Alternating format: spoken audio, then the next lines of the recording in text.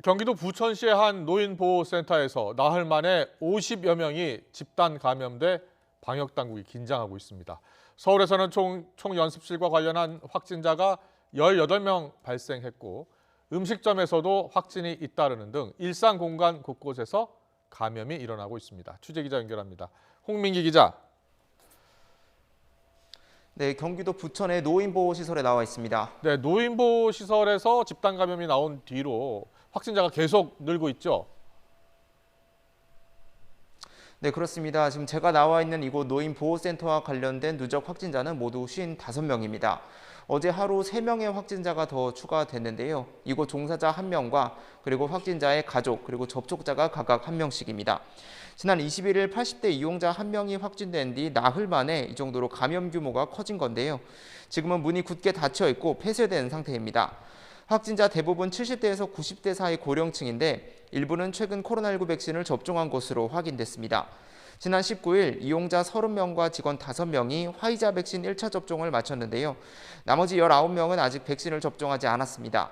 그런데 확진된 사람 가운데엔 이미 백신을 맞은 사람도 있습니다. 방역당국은 접종 후 충분한 항체가 형성되기 전에 감염이 확산한 것으로 보인다며 백신 자체의 문제는 아니라고 설명했는데요. 1차 접종은 마쳤지만 효과가 나타나는 2주가 지나기 전에 방역수칙을 지키지 않았을 수 있다는 겁니다. 실제로 부천시가 역학조사를 벌인 결과 시설 내에선 이용자 가운데 일부가 마스크를 쓰지 않았던 것으로 나타났습니다. 현재 접촉자 파악 등 추가 역학조사가 진행 중인데 첫 확진자의 감염원은 아직 확인되지 않았습니다. 종사자와 이용자 대부분이 집과 센터를 오가는 형태라 시설 바깥으로의 추가 전파 우려도 큰 상황입니다.